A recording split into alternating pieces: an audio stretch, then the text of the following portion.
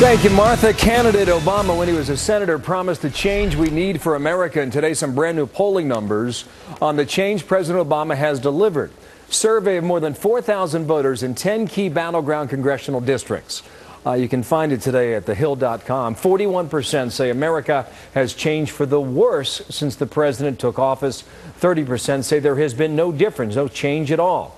About 26% say it's positive change over the past 24 months, or make that 20 months so far.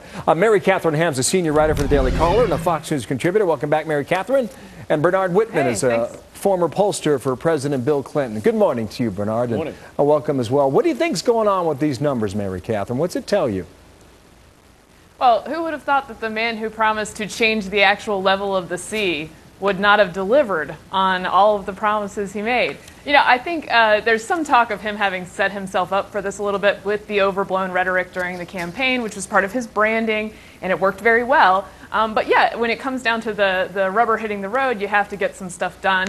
And the things he has gotten done actually deliver the message that he's exacerbating business as usual in Washington. The deals he cut with Big Pharma during the healthcare thing, the way that things were done behind closed doors, it didn't speak to what he promised on the trail. And I think that's what people, even young people, are responding to. Well, what we have found is that people were down into these policy battles from day one. Bernard, what do you think of what we're seeing in that poll? Well, as a Democrat, I'm also frustrated by the pace of change. But let's remember the point isn't to change how things are done in Washington. It's to improve the lives of the American people. And on that score, quite frankly, the president has done had a number of extraordinary successes. One, the auto bailout. Nobody thought it would work. Nobody thought the money would be repaid. What's happened? GM is going to launch an IPO. They've added jobs in Detroit for the first time in a decade. Look at TARP. Everybody hated it. In fact, it's been an extraordinary investment. 2/3 of the money has been repaid at an 8% return, which is better than people would have made on government bonds. Look at student loan financing. We have channeled a revolutionary change in that program, funneling $70 billion more towards students. And even look at health care. Your message is that he's failed on delivering on the message. Mary Catherine, do you buy into that?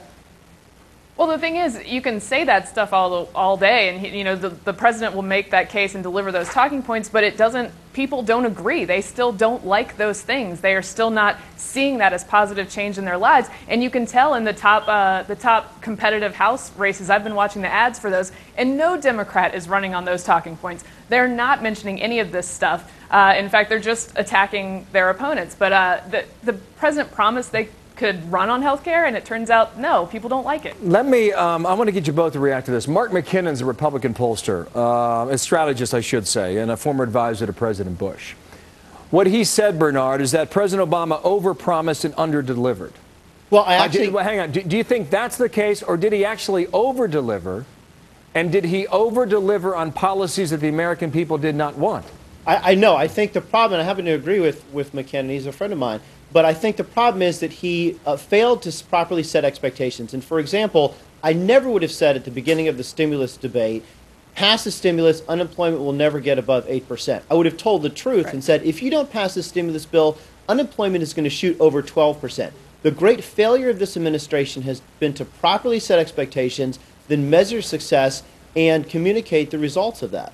Well, did he over-deliver on the politics that America did not want, Mary Catherine?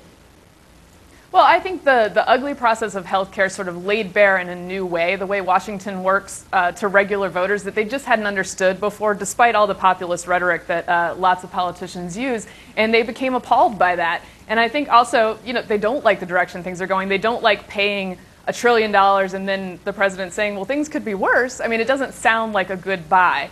And I think that particularly problematic is the desertion and the disillusionment you're seeing with young voters who were supposed to be very in love with Barack Obama. And when they're leaving, that's a lagging indicator, I think, of where the rest of the country is. You know, every election, they're a fickle bunch. And a lot of times in midterm elections, they simply won't vote. But they'll stand up and vote during the big battles for the White House. But I think you have to key on health care and on the stimulus and cap and trade. I mean, those are the issues that this Congress and this White House took up.